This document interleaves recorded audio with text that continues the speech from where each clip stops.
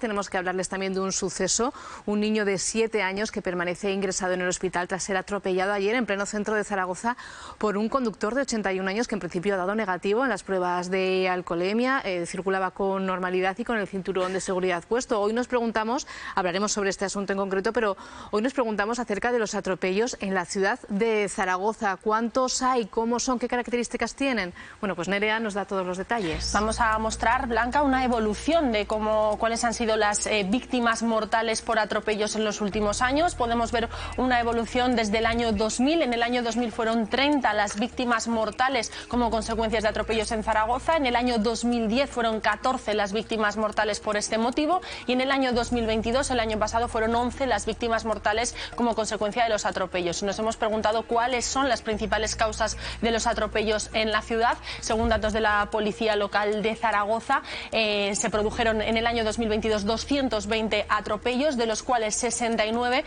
fueron, en este caso, la causa donde hubo un mayor número de atropellos. Un peatón cruzando con preferencia en paso sin semáforo, le sigue 50 atropellos a un peatón que cruza sin preferencia fuera del paso. Y en este caso seguiría en tercera posición con 38 atropellos el peatón atropellado sobre acera o refugio, es decir, el peatón estando bien posicionado en la acera. Estas serían las principales causas de atropellos, como decimos, según datos facilitados por la Policía Local de Zaragoza. Muchísimas gracias, Nerea. Pues llama la atención que la principal causa son peatones que están pasando por su paso de peatones bien señalizado, con preferencia, y que aún así son atropellados. Vamos a hablar con José Luis de Miguel, director de investigación de Centro Zaragoza. Muy buenos días. Hola, buenos días. Decíamos que llama la atención, ¿no?, que la primera causa o los que más atropellados son los que precisamente están haciéndolo bien, esos peatones que están cruzando por pasos de peatones debidamente señalizados y con preferencia. Sí, llama la atención y pone de manifiesto al mismo tiempo una baja cultura de respeto al paso de peatones por parte de algunos conductores. La verdad es que es un dato que se viene repitiendo desde hace bastantes años, más o menos este porcentaje, y pone de manifiesto que lo que se observa también cuando se utiliza la vía pública, ¿no?, que hay una tendencia a acelerar para pasar cuando el peatón está acercándose al paso de peatones, a pasar antes, más que a frenar para dejarle pasar. Esto en sí mismo, que lo hacen muchísimos conductores, no provoca el accidente la mayoría de las veces, pero ya pone de manifiesto una falta de concienciación de que nos aproximamos a un paso para peatones. Y si bien la causa, si bien la causa muchas veces es la distracción, una alegada desatención momentánea, etcétera, yo siempre comento que si cuando nos acercamos a un paso de peatones tenemos que extremar la prudencia, incluso reducir la velocidad, estar pendientes si alguien se acerca. Si ya vamos con un extra de alerta, no cabría que se produjera una distracción cuando vamos precisamente prestando una atención extra, ¿no? Esto en cuanto a los conductores de vehículos, pero también otros accidentes se producen cuando son los peatones precisamente los que cruzan fuera de los pasos de peatones, entre coches aparcados, sin visibilidad. Esto también habría que trabajarlo. Igualmente, claro.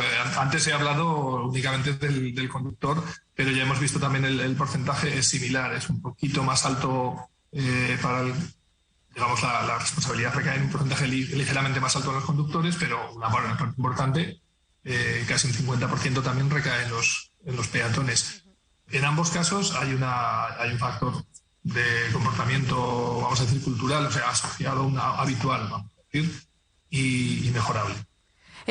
Juan Luis, hoy hablamos sobre atropellos, hablamos sobre seguridad vial a raíz del caso de este niño de 7 años que ha sido atropellado por un conductor de 81 años. Nada indica que la edad del conductor tenga que ver con este accidente, pero es cierto que cada vez que ocurre algo así, este debate, el de la edad a la que se puede conducir o hasta la que se puede conducir, se pone sobre la mesa. Es cierto que en España no existe ningún límite de edad, pero que sí pues las revisiones se incrementan o se acortan en el tiempo para mantener un mayor control. Sí, es un asunto muy delicado porque efectivamente no hay un límite de edad y de hecho no creo que pueda haberlo porque a medida que nos hacemos mayores va habiendo una mayor heterogeneidad. Es decir, hay gente de 81 años que se encuentra en unas condiciones muy buenas, no voy a decir perfectas porque ya perfectas a partir de los 40 años todos vamos perdiendo cualidades para para muchas actividades, pero no quiere decir eso que no seamos aptos. Y hay personas de 80 años o de 85 o de 90 años, pero podría ser ya excepcional el porcentaje, que se encuentran en condiciones aptos para conducir. Por tanto, es más bien una cuestión ya personal. Y aquí debemos poner de manifiesto pues tanto la parte que la Administración puede hacer a través del control de las revisiones del estado de la salud, que son necesarias superar con mayor frecuencia cuando vamos siendo mayores para conducir, pero también una conciencia, más difícil quizá esta parte, una conciencia personal de nuestras propias limitaciones. Yo pienso que todos conocemos personas mayores de nuestro entorno, probablemente familiar, que vemos que no están en muy buenas condiciones, pero que quieren seguir conduciendo, y el problema que detectamos es que no son conscientes o no somos conscientes a medida que envejecemos de nuestras propias limitaciones, que yo pienso que deberían jugar un papel de hacernos ver en qué entornos podemos conducir, en qué entornos no, qué cosas podemos hacer o cuáles no. Por ejemplo, conducir de noche, conducir en condiciones ambientales no muy buenas, ¿nos sentimos capacitados o no cuando tenemos determinada edad? Y ir poco a poco reduciendo la conducción, y cuando uno ve que no puede conducir, casi que no haga falta que se lo digan en la revisión médica de renovación del carnet. Es un tema difícil de abordar, decirle a alguien que está aprendiendo facultades a la hora de conducir y que a lo mejor sería positivo que estableciese esos límites, ¿no? Como bien nos apuntabas. Juan Luis, quiero aprovechar que nos atiendes hoy en Ahora y Aquí para hablar de otro tema, y es que hemos conocido unos datos que ha hecho público el Instituto Nacional de Toxicología, y resulta que el 52% de los test a los fallecidos en accidente de tráfico dan positivo en alcohol u otras drogas. Este porcentaje es el mayor que se ha encontrado en toda la serie histórica. Este porcentaje, que tradicionalmente viene siendo alto, este año todavía ha resultado ser más alto. Y lo que pone de manifiesto, si comparamos además con los conductores que dan positivo de alcohol o drogas en controles aleatorios, que podrían ser algo más representativos de lo que está circulando por las carreteras, vemos que apenas es un 2%, entre un 2 y un 3% dan positivos en controles aleatorios. Probablemente ya van también identificando determinadas zonas de riesgo. Entonces, ¿qué ocurre? Pues si menos de un 2% de los conductores dan positivo, de los que están circulando, dan positivo en alcohol o drogas, pero casi la mitad o más de la mitad, en este caso, de los que tienen un accidente grave o mortal, dan positivo, eso lo que quiere decir es que el que ha consumido alcohol o drogas tiene muchísima mayor probabilidad de tener un accidente que el que no lo ha hecho, pero muchísimo más. Es enorme la desproporción de números, y bueno, pues pone de manifiesto algo que es evidente, que todos lo sabemos, pero que hay un pequeño porcentaje de población que todavía no lo tiene claro. El alcohol es históricamente también la droga más presente en el organismo cuando se dan estos accidentes mortales. En el 57,6% es la causa que hay detrás. ¿Qué está pasando? Que no acabamos de concienciarnos de que no se puede beber si vamos a coger el coche. Son cuestiones sociológicas muy complejas de entender, pero quisiera interpretar que se mezcla una aceptación social del consumo de alcohol junto con una conciencia quizá errónea de que un consumo moderado quizá no interfiera con mi capacidad para conducir, pero lo cierto es que el consumo, aunque trate de ser moderado, muy fácilmente supera las tasas permitidas. Y lo que es más importante, al final las tasas son unos umbrales ahí establecidos, buscando razonables, ¿no?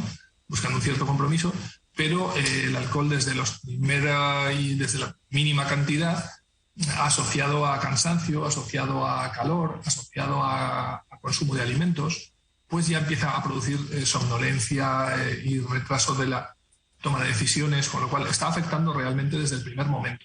Es verdad que a partir de las tasas superiores a los umbrales, pues ya la afectación es mucho mayor. Pero vamos a decir que el problema viene probablemente de una aceptación social del consumo de alcohol y la falta de percepción del riesgo, incluso con consumos que pudiéramos considerar moderados. Bueno, y es más, Juan Luis, hay otro tema sobre el que me gustaría conocer tu opinión. Decíamos, el 57,6% de estos accidentes mortales es el alcohol el que está detrás, pero es que en el 19,9% son los psicofármacos, es decir, antidepresivos y medicamentos que producen cierta somnolencia, problemas del sueño. Esto también ha repuntado mucho en estos últimos datos, estos últimos análisis que se han hecho. Así es. Quizá también sea debido a que está aumentando el consumo de estos psicofármacos en la sociedad, por lo que no es un tema puramente de tráfico en el que yo sea experto, pero por la información que percibimos en los medios, parece que está aumentando el consumo de estas sustancias, porque de alguna manera pues hay problemas crecientes de ansiedad o que requieren el consumo de estas sustancias. En definitiva, no sé qué digo. Bien, es verdad que interfieren en la conducción y que está claramente expresado así en los prospectos de todas estas medicamentos, y bueno, y que si lo necesitas consumir, pues al mismo tiempo debes ser consciente de que eso te está suponiendo una limitación. Yo no sé si habitualmente miramos la cajita, incluso además del prospecto, en la propia cajita de los medicamentos, por fuera lo indica aquellos que afectan a la conducción, y deberíamos tenerlo en cuenta. Bueno, pues ahí queda ese último consejo. Juan Luis de Miguel, muchísimas gracias por atendernos, director de investigación del Centro Zaragoza. Un placer, como siempre. Gracias a vosotros.